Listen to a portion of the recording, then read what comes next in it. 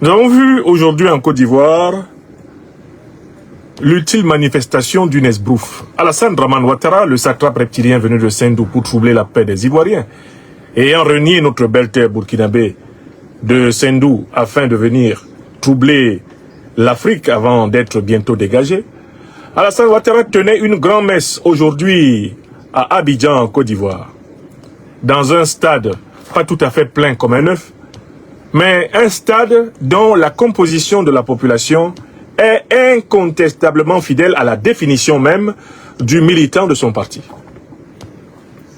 Quelle est la nature du soi-disant congrès que tenait M. Alassane Dramane Ouattara aujourd'hui à Abidjan? Pour le savoir, il faut connaître quelle est la nature de ces militants. Ce qui vous permettra de comprendre que les congrès d'Alassane Dramane Ouattara ne sont rien d'autre en réalité que des rencontres unilatérales où un homme dicte ses 4 volontés à une masse informe d'individus identifiés à une espèce animale particulière. Monsieur Cissé Bakongo, venez nous dire quelle est l'espèce animale à laquelle s'identifient naturellement les militants du RHDP, M. Ouattara. Quand le président prend une décision, oui, on les suit tous comme des moutons. Voilà. Moi, je suis d'accord avec ça. Oui. On est mouton dans l'eau. Oui. On est mouton plein dans l'eau. Oui. Ceux qui disent qu'on se comporte comme des moutons, moi je dis on est mouton plein derrière nous. Est-ce que vous êtes d'accord d'être mouton? Oui. Voilà. Parce que à dos, quand vous allez à Abidjan, vous ne reconnaissez plus Abidjan. Voilà. En effet, un mouton ne peut pas voir, il ne peut pas reconnaître Abidjan quand il va à Abidjan. Un individu moutonisé est un individu écervelé. C'est un individu qui a été privé de l'organe qui, à l'intérieur de la boîte crânienne, est chargé de coordonner les activités du corps en captant les énergies subtiles de l'esprit pour les incarner dans l'âme. Donc, le rassemblement des hauts pilleurs, hein, des hauts pilleurs, de la Côte d'Ivoire, eh bien, ce rassemblement est un rassemblement d'individus moutonniers. Alassane Ouattara a commencé par organiser un simulacre de congrès éclatés. Mais que peuvent donner les congrès éclatés de moutons, si ce n'est la même chose que le grand congrès principal des moutons? Les congrès éclatés n'avaient point pour but d'aller recueillir les opinions inexistantes d'un parti dans lequel le débat est interdit. Les congrès n'avaient pas pour but d'aller obtenir le sentiment réel des bases de ce parti entièrement constitué de tubes digestifs administratifs, de milliardaires si vite, constitués par le pillage de la fortune publique. Non! Le congrès était en réalité un rassemblement de cons qu'on amène pour les traire, comme on traite les moutons. Les congrès éclatés n'ont aucun sens dans un parti politique où les moindres militants ou sympathisants qui ont pu émettre des points de vue qui ne sont pas conformes à l'orthodoxie du berger de la moutonnerie se sont retrouvés en prison. Car il est important de vous rappeler que M. Ouattara Dramane a mis cette dernière semaine en prison 2 militants défenseurs connus de son propre parti. L'ancien ministre Joël Nguessa, qui a été un responsable principal du RHDP et qui a eu pour unique crime de lèse-majesté de souligner le fait incongru que M. Ouattara prétend organiser une élection en ayant exclu tous les candidats de l'opposition. L'ex-ministre Joël Nguessa a été arrêté malgré le handicap physique important dont souffre cet homme que je connais. Il a été arrêté, conduit manu militari à la prison centrale d'Abidjan. Que M. Alassane Dramane Ouattara a eu l'idée maléfique d'appeler le pôle pénitentiaire de Côte d'Ivoire. pour tout faire afin que le nom de la prison corresponde au nom de l'un des partis les plus importants de l'opposition ivoirienne, le PPACI. Il a appelé le pôle pénitentiaire autonome de Côte d'Ivoire. Il a rebaptisé ainsi une maison d'arrêt et de correction d'Abidjan qu'on abrégeait du mot de Maka. Il a changé cela en PPACI. Dès qu'il a appris que Laurent Gbagbo, abandonnant l'enveloppe vide du FPI, à un Pascal Affi-N'Guessan, en plein louvoiement, que Laurent Gbagbo avait décidé de créer le PPACI, Alassane Dramane Ouattara se précipita pour changer la dénomination de la prison la plus célèbre de Côte d'Ivoire, la Maka. Elle cessa de s'appeler la maison d'arrêt et de correction d'Abidjan pour s'appeler désormais le pôle pénitentiaire autonome de Côte d'Ivoire. Par cette coïncidence de dénomination, Ouattara voulait dire que tous les militants de l'opposition étaient dédiés à aller en prison. Il voulait dire aussi plus amplement que tous les Ivoiriens qui ne pensent pas comme lui, leur place est en prison. Alassane Ouattara a jeté en prison le ministre Joël N'Guessan, qui a été l'un de ses plus ardents défenseurs et qui était membre du directoire du RHDP il y a quelques années seulement. Alassane Ouattara a jeté en prison un cyberactiviste connu du RHDP, Zassou Dagrou, l'un des individus les plus infects dont j'ai jamais eu connaissance, mais qui a eu l'outrecuidance de dire que là le RHDP exagérait, sans doute en raison de frustration interne dont il a été victime dans ce mouvement, que le RHDP exagérait.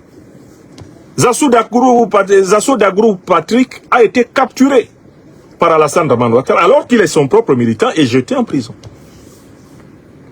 Donc voici quelqu'un qui, pour les rares fois qu'il a des militants qui ne pensent pas la même chose que lui, des cadres qui ne pensent pas la même chose que lui, se précipite pour les attraper et les jeter en prison. Et ensuite il dit qu'il organise des congrès. Quand vous êtes militant du RHDP et que vous avez vu comment on a traité celui qui a osé dire autre chose que Ouattara Dramane, est-ce que vous venez au congrès avec l'idée d'avoir une opinion? Quand vous êtes militant du RHDP, vous venez au congrès, non pas avec une bouche qui va exprimer une idée, mais avec une bouche amplement ouverte pour recevoir quoi? De l'huile, du pain sardine, hein? De la bière, des chiffons, une bouche pour recevoir des menus billets de banque. Et aujourd'hui, de nombreuses vidéos circulent en Côte d'Ivoire montrant comment Alassane Ouattara a fabriqué artificiellement la foule qui a rempli le stade.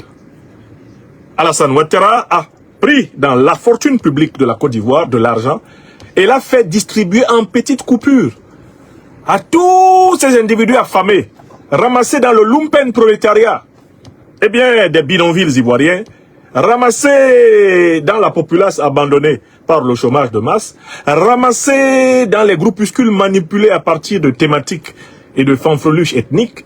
Alassane Dramane Ouattara a constitué ce peuple qu'il a rempli dans les bus. Et dans les bus, les listes étaient tenues en main par des malabars qui partageaient menu billets de banque à chacun, histoire de s'assurer que tout le monde aura bien sûr sa sardine, son huile, son chiffon. Chacun aura sa pitance pour ne serait-ce qu'une ou deux journées. En échange de quoi, il leur est demandé de venir uniquement figurer dans le stade. Leur point de vue n'est pas important. Alassane Dramane Ouattara ayant pré-rédigé toutes les résolutions et ayant déjà dicté les décisions qui seront lues pendant le soi-disant congrès, qui n'est rien d'autre que un rassemblement de cons qui agréent. Des cons qui agréent. Des cons qui agréent, c'est-à-dire des moutons.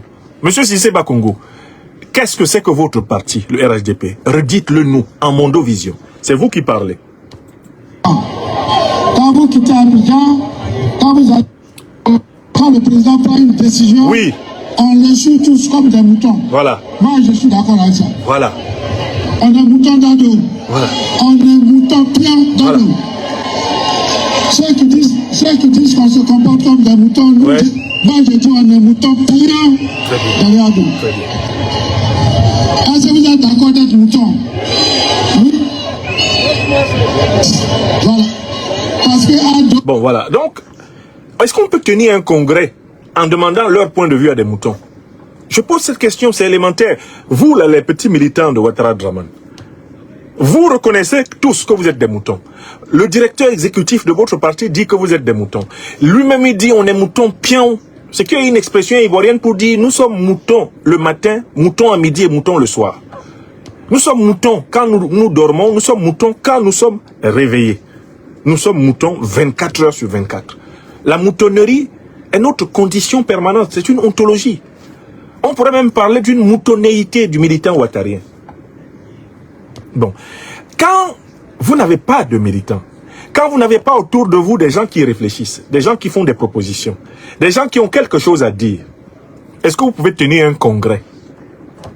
La notion de congrès suppose un rassemblement de personnes qui doivent partager une diversité d'opinions et s'efforcer de construire un consensus à l'issue d'une discussion et d'une décision par délibération.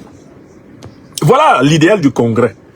Mais il n'y a pas de congrès dans une formation politique où tout est sorti du cerveau d'un seul homme, qui se contente de dire à la masse informe et moutonnière de ses militants, faites-moi confiance, faites-moi confiance, faites-moi confiance.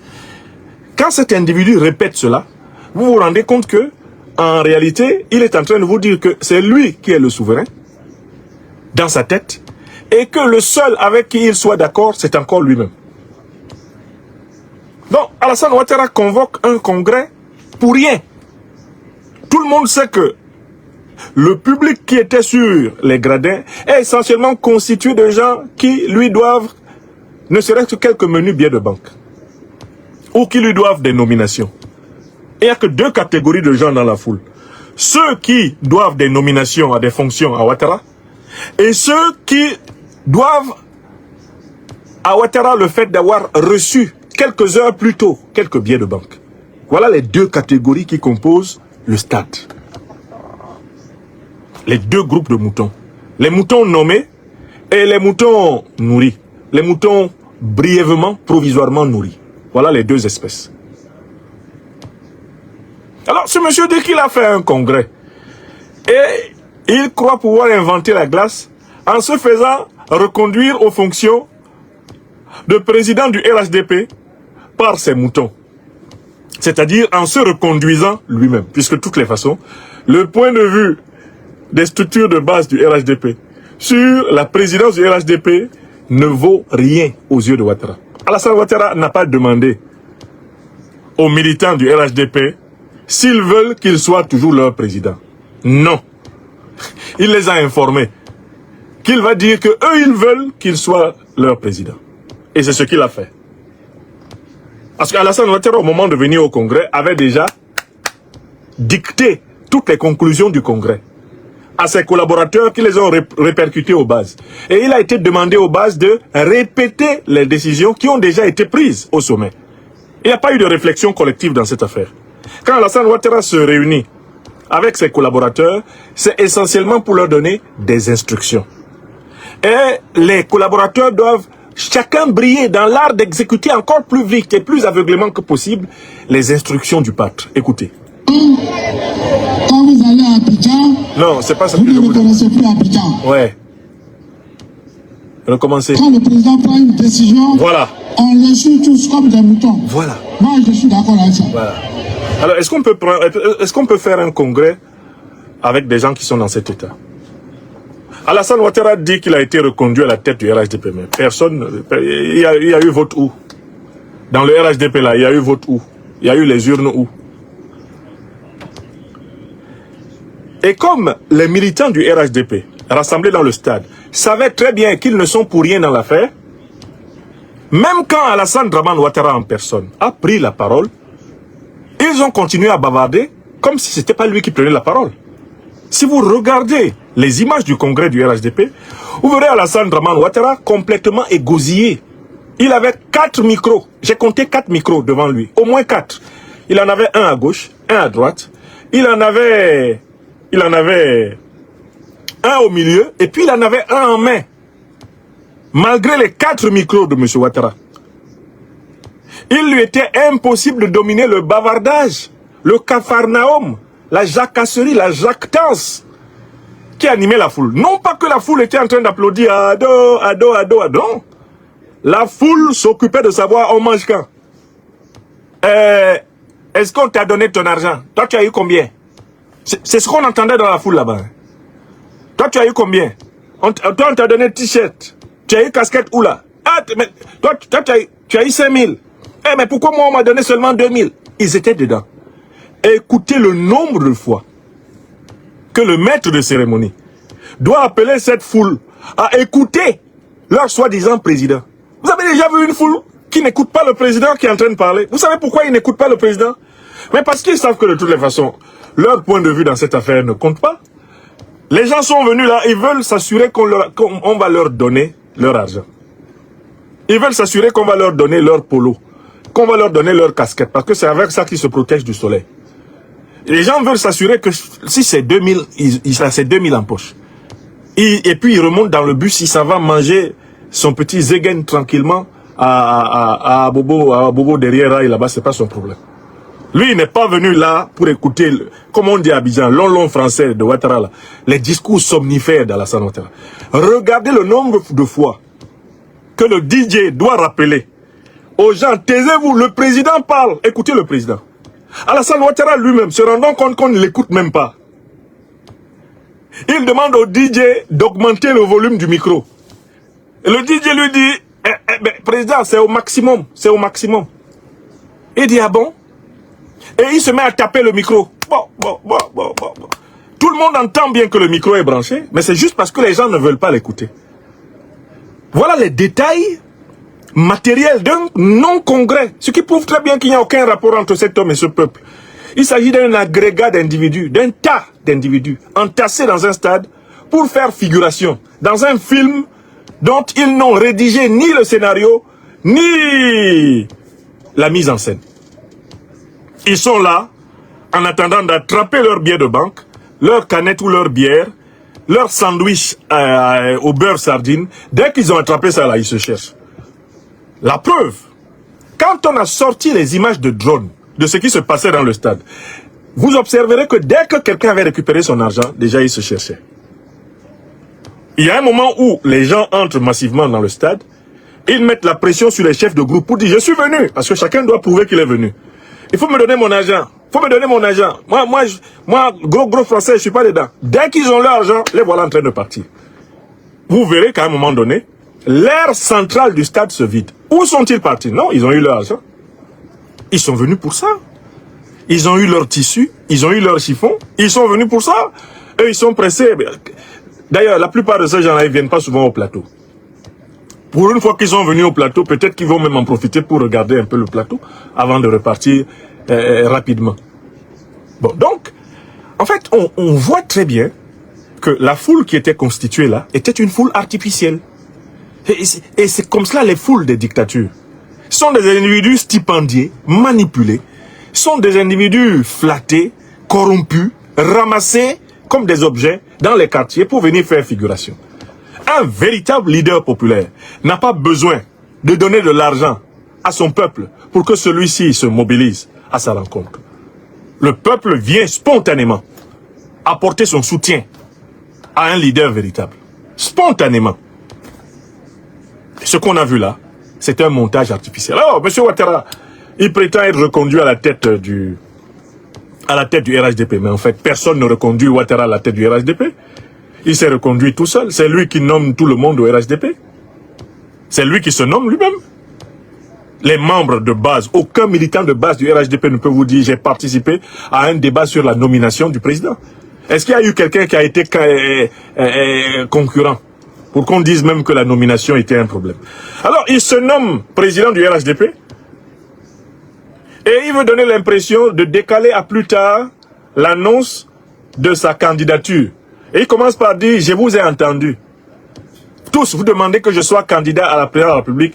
Je me prends un temps de réflexion je prends un temps de réflexion pour vous répondre. Quelle réflexion? Il n'y a aucune réflexion. On est dans un parti moutonnier. Et vous êtes leur berger. Tout le monde sait que vous êtes leur candidat. Alassane Draman Ouattara, gêné aux entournures, pourquoi? Il a violé la Constitution en 2020 pour faire un troisième mandat anticonstitutionnel. Il s'apprête à la violer en 2025 pour tenter un quatrième mandat anticonstitutionnel. Le motif qu'il avait avancé en 2020, le président Babou l'a très bien souligné, c'était de dire mon candidat Amadou Gon Coulibaly est mort précipitamment, ce qui ne m'a pas laissé le temps de préparer une relève. Mais là, il a eu 5 ans. Et il dit qu'il y a au moins une demi-douzaine de gens dans son parti qui seraient capables d'être président de la République. Et là, il commence encore à prendre un temps de réflexion. Soit il y a des gens dans le RHDP qui seraient capables d'être candidats à la présidence, soit il n'y en a pas. Quel temps de réflexion il y a? Est-ce que les 6 individus dont il parlait vont apparaître comme d'un chapeau de prestidigitateur tout de suite? Non, Alassane Dramane Ouattara est le seul et unique candidat auto-proclamé du RHDP.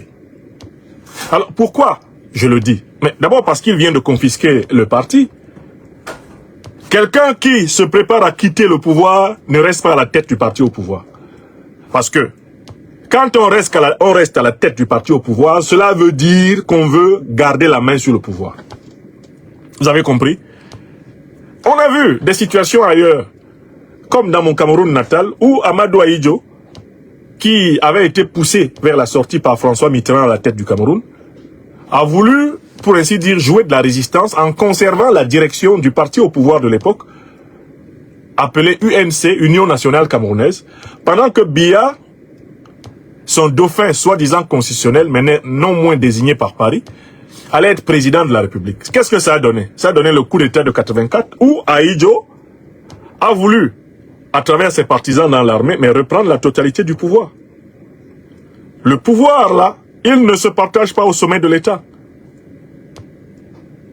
Le président d'un parti qui est au pouvoir est rarement et difficilement, dans un système présidentialiste comme celui que Ouattara Dramane a mis en place, quelqu'un d'autre que celui qui veut présider à la République. Donc en fait, Alassane Ouattara, ce que je voulais vous dire, c'est qu'il a bel et bien annoncé aujourd'hui qu'il est soi-disant candidat à l'élection présidentielle de 2025, mais qu'il n'en est pas une. Il n'y a pas élection présidentielle en 2025 en Côte d'Ivoire.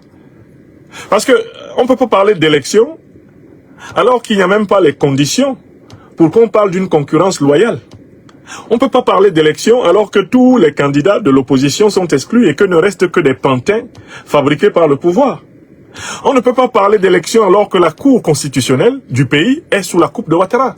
On ne peut pas parler d'élection alors que les listes électorales n'ont pas été révisées malgré toutes les observations de l'opposition. On ne peut pas parler d'élection lorsque la commission électorale se permet de préempter, de prendre des décisions qui relèvent du domaine de compétences de la Cour constitutionnelle.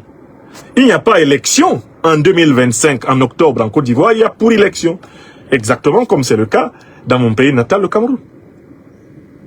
Celui qui appelle élection, un soi-disant scrutin, où Alassane Dramane Ouattara s'affronte lui-même, où Alassane a affaire à Ouattara, Ouattara a affaire à Dramane, Dramane a affaire à Alassane, Ouattara a affaire à Alassane, Alassane a affaire à Dramane. Si c'est ça qu'on appelle une élection, mais écoutez, il faudrait effacer à tout jamais le chapitre élection dans les budgets des pays africains.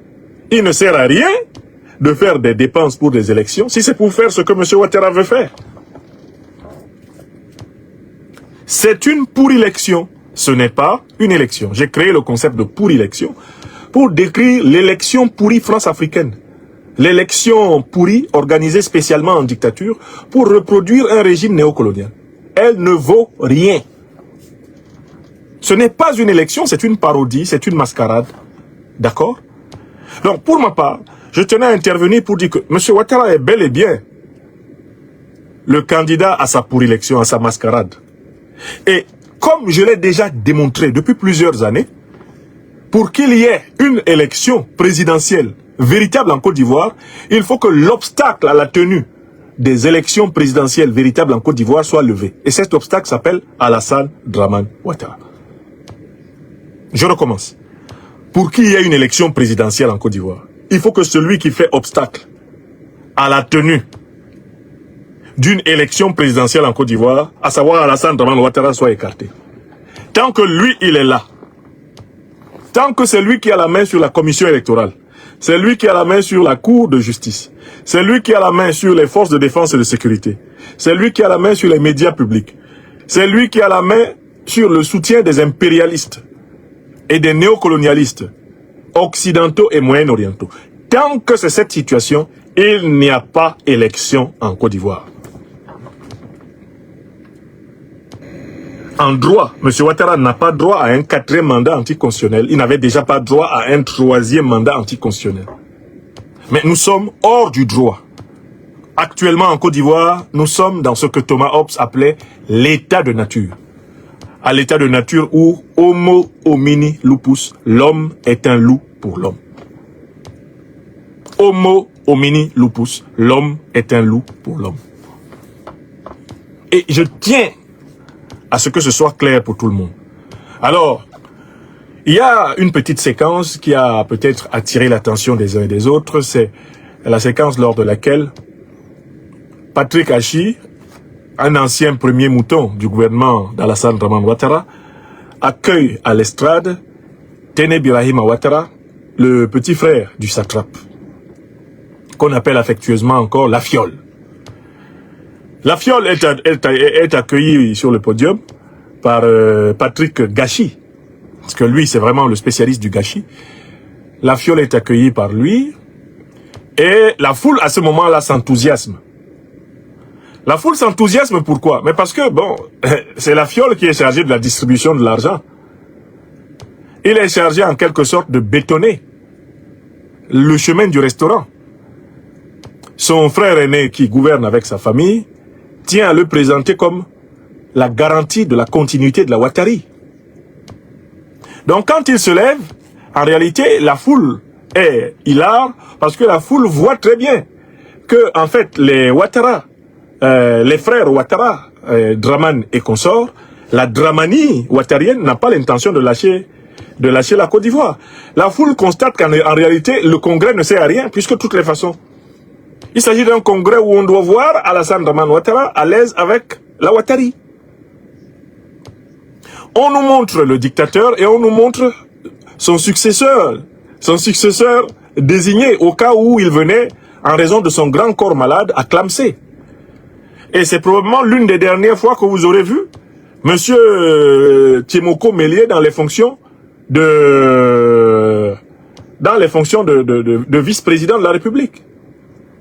Ce qui se prépare n'est ni plus ni moins que le positionnement du vice-satrape comme vice-président de la République, un peu comme on l'a vu, eh bien, en Guinée équatoriale, au Gabon, etc., au Togo et partout ailleurs.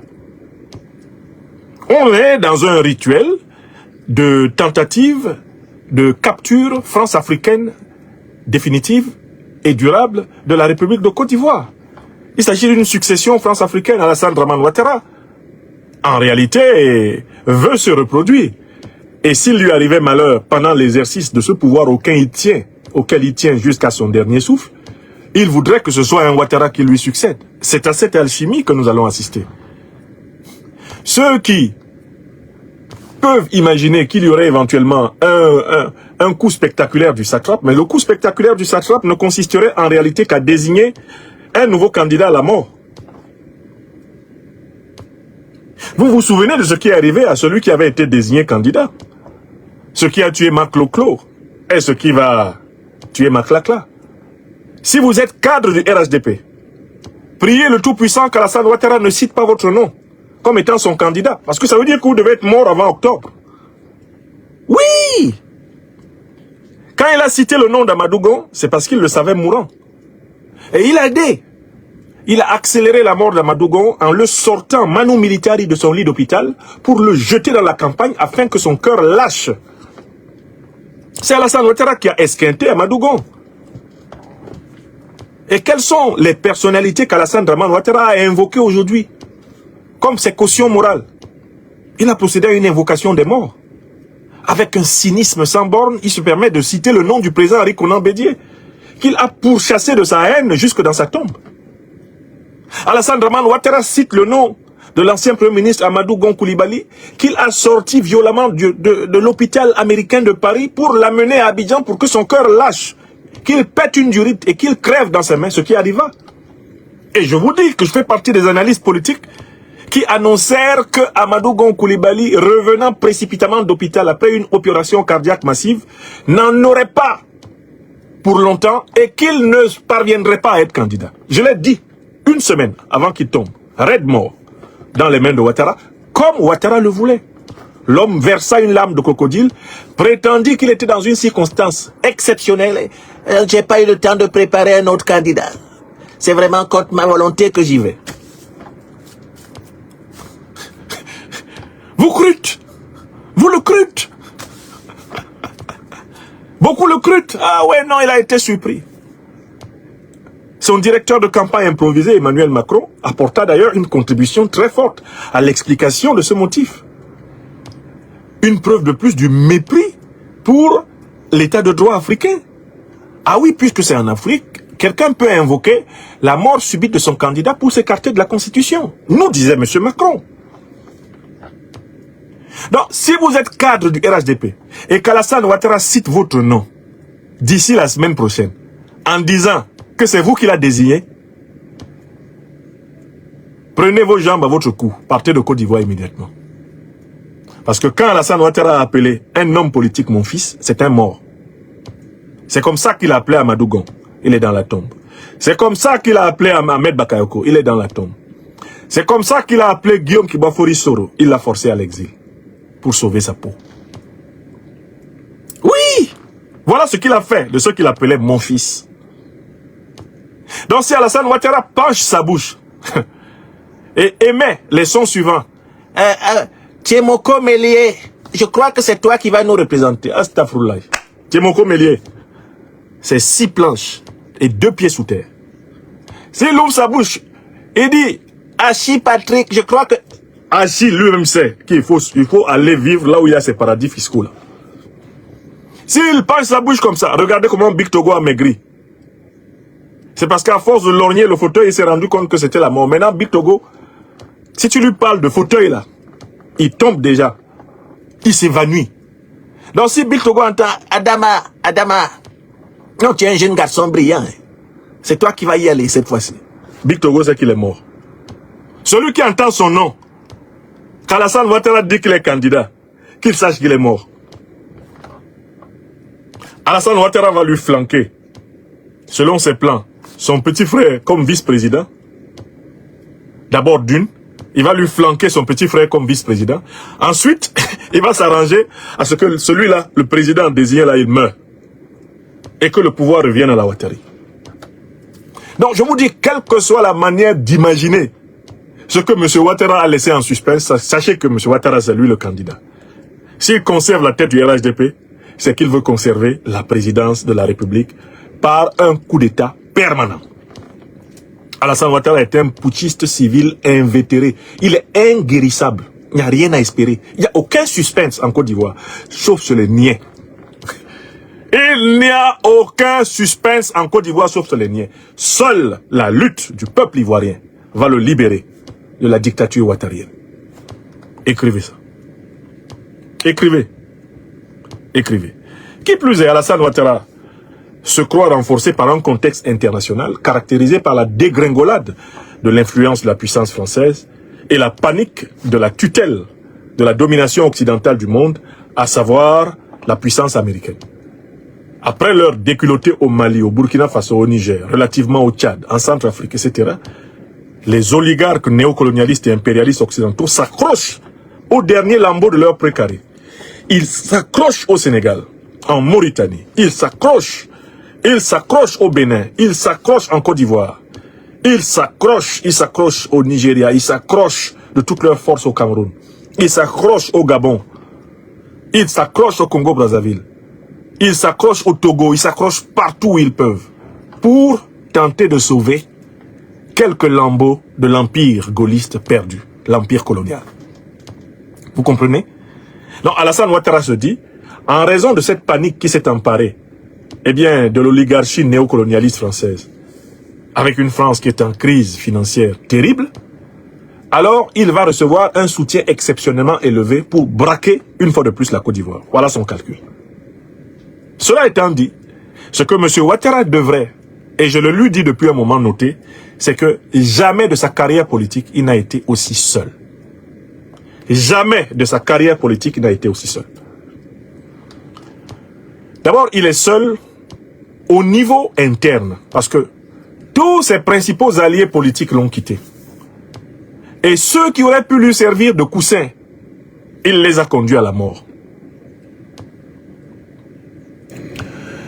En interne, Alassane Dramane Ouattara est en rupture totale.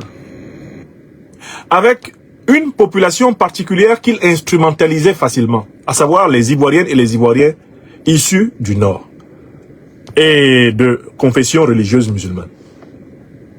Les Ivoiriens du Nord savent très bien qu'ils n'ont jamais été torturés autant par qui que ce soit en Côte d'Ivoire que par Ouattara. Ils savent que les cadres originaires du Nord de la Côte d'Ivoire n'ont jamais été autant décimés. Les têtes du Nord n'ont jamais été autant coupées que sous Ouattara. Quant au mythe d'Alassane Dramane Ouattara, musulman, il a vécu. Plus personne de sérieux n'y croit. Même Ouattara lui-même n'y croit pas, qui a ostentatoirement demandé, en plein dîner officiel, à New York, qu'on remplisse correctement son verre de vin, parce que lui n'aime pas les verres qui sont remplis à la manière cintrée des Occidentaux, là. Rajoutez-en. Donc, le mythe de Ouattara musulman n'existe plus. Même Ouattara n'y croit pas. Parce que pendant longtemps, il était le seul à y croire. Lui-même, il n'y croit plus. Et du coup, en fait, alors qu'il avait réussi à se présenter comme le défenseur des exclus du Nord et le défenseur de la communauté musulmane, c'est terminé. C'est un individu lâché. Il est vraiment lâché par toutes les forces vives de la nation ivoirienne. Le premier qui, eh bien, jette Ouattara à terre, tous les autres qui avaient des rancunes contre lui vont le piétiner. Vous voyez ce peuple-là qui est autour de lui, même le peuple des moutons qui sont autour de lui, vous voyez la violence avec laquelle il s'arrache les morceaux de pain. Cette violence-là annonce la violence avec laquelle ils peuvent s'arracher Ouattara. Regardez comment les militants du RHDP se comportent lorsque le butin, lorsque la nourriture du bétail est là. Regardez les scènes qui ont été filmées. Regardez comment ils se jettent sur les victuailles, la boustifaille. Vous pensez qu'ils se jettent comme ça par hasard? C'est parce qu'ils sont affamés. Et ils savent qui les affame. Ils savent que c'est Alassane Ouattara. L'oligarchie qui détourne les fonds publics ivoiriens. Ouattara qui se fait 342 milliards de budget, à lui tout seul. Au moins, chaque année. Au nom du soi-disant budget de souveraineté. Ils savent que s'ils ont faim, s'ils doivent s'arracher des bouts de pain, se battre pour attraper des canettes de jus de fruits ou de bière, c'est parce que Ouattara prend tout avec sa smala de voleurs. Ouattara est l'Ali Baba et le RHDP sont les 40 voleurs qui l'accompagnent. Même les militants de base du RHDP là, ils sont en colère contre Ouattara. D'où le chahut pendant qu'ils parlent. D'où leur comportement simiesque au moment de conquérir les rares victuailles leur permettant de renouveler brièvement leur être biologique. Vous comprenez? Maintenant, au plan extérieur, Alassane Ouattara est complètement dégarni. Il n'a plus, à l'intérieur de l'Afrique de l'Ouest, il n'a plus cette base arrière ethno-religieuse, cette base arrière affective, géostratégique et géotactique dont il avait bénéficié pour la conquête du pouvoir. Il a définitivement gagné le statut d'ennemi numéro 1 du Burkina Faso, son pays natal. Il est ennemi numéro 1 du Mali. Le grand empire du Mali dont viennent tous les malinqués africains. Il y est copieusement maudit. Alassane Dramane Ouattara, on ne veut pas entendre son nom au Niger. C'est l'homme qui a dit publiquement qu'il allait envoyer 1500 hommes pour attaquer le Niger, mettre Niamey à feu et à sang et plaire ainsi au néocolonialisme français. Alassane Dramane Ouattara sera banni du Niger d'aujourd'hui jusqu'à l'éternité.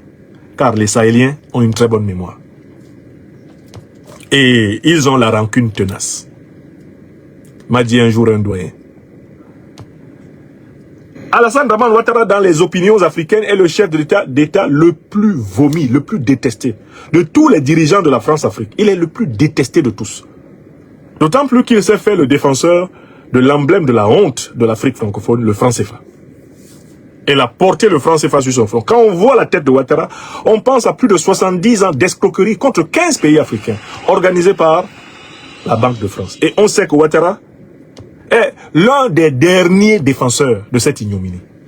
Donc c'est le chef d'État le plus détesté. Il ne pourra pas fuir en Afrique. Même au Sénégal, il ne pourra pas aller se réfugier. Même au Sénégal, où pourtant il a une élite politique relativement compatible, celle que j'ai appelée les aventuriers ambigus. Ouattara ne peut pas aller là-bas. il va pratiquement être contraint systématiquement soit à venir en France, soit à aller au Maroc comme Macky Sall. Il n'y a aucun pays d'Afrique au sud du Sahara où Ouattara puisse aller en se disant je vais rester là-bas. Tellement qu'il est mauvais.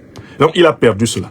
Donc, enfin, Alassane Dramane Ouattara compte tout naturellement sur l'armée française, il compte sur l'armée américaine, il compte sur l'OTAN pour conserver le pouvoir. Mais nous avons un cas d'école qui a bien montré que avoir de son côté l'armée française, avoir l'OTAN de son côté, n'empêche pas celui qui doit tomber de tomber. Quand tu dois tomber, tu vas tomber. L'exemple le plus élémentaire, c'était le chouchou de l'OTAN au Niger, Mohamed Bazoum, le junteur de Niamey qui a fait, il a fait quoi? Il a fait boum. Ou bien il n'a pas fait boum. Mais Bazoum avait la protection de l'armée française, non? Et il avait la protection de l'OTAN. Il était à tuer à toi avec les dirigeants de ces pays-là. Et il avait une arrogance rompue à la certitude que l'armée française, qui avait son camp à quelques encablures de sa résidence, et l'armée américaine avec sa fameuse base de drones d'Agadez, mais Bazoum ne se sentait plus, ses pieds ne touchaient pas le sol. Il se permettait de se moquer de sa propre armée, de louer les terroristes, de présenter les terroristes comme ses alliés, il ne craignait rien. Avec sa gouaille, sa faconde. Il se défoulait tranquillement contre le peuple nigérien. Et un matin, cette armée-là, dont il pensait qu'il la contrôlait par les bichonnages, les flatteries et les brimades, cette armée lui a dit, à partir de maintenant, tu t'assois là, c'est plus toi qui donnes la salade à la souris, au lapin de la présidence, c'est plus toi. À la tortue de la présidence, c'est plus toi qui donnes la salade. Au départ, il a cru que c'était une blague. Mais quand il a voulu aller donner la salade à la tortue de la présidence, c'est là qu'il a vu qu'il n'est plus président. On a dit non. Ça, c'est réservé aux présidents. Ce sont les présidents qui donnent à manger à cette tortue. Toi, tu n'es plus président. À partir de maintenant, tu t'assois là-bas. Il a crié comme Ali Bongo, make noise, make noise, make noise. Il a même appelé à une attaque américaine contre le Niger.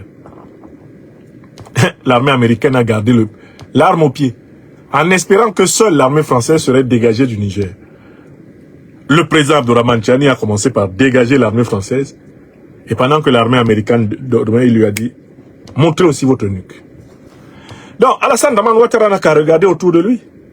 L'armée française, l'armée américaine ne sont pas capables de sauver quelqu'un que son peuple a décidé de déposer.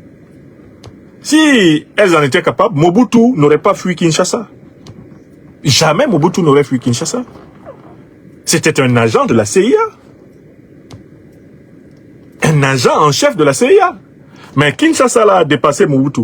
Il a sauté dans le premier avion, il s'est cherché. Son corps repose au Maroc, jusqu'aujourd'hui. Oui! Pourtant, c'est le plus servile agent de la CIA qu'on ait eu à la tête du Congo. On connaît aujourd'hui la somme exacte qu'il avait reçue pour assassiner Patrice Lumumba.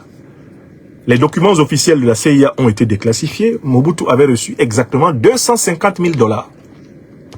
250 000 $ pour éliminer l'un des plus grands fils que l'Afrique ait jamais eu. Le président véritable, le héros véritable du peuple congolais. Patrice Lumumba. 250 000. Mais vous avez vu comment ses patrons l'ont remercié? Après tout le mal qu'il a fait au Congo. Ils l'ont fait chasser comme un malpropre. Et quand il a même voulu venir se soigner dans leur pays, ils ont dit non, non, non. Il est mort au Maroc, pesant 36 kilos. Voilà. Donc Alassane Dramane Ouattara que vous voyez là, c'est une coquille vide. Et c'est la responsabilité du peuple ivoirien. C'est la responsabilité de toutes les forces vives de la République de Côte d'Ivoire de reprendre la souveraineté qu'il a volée au profit des intérêts des puissances étrangères.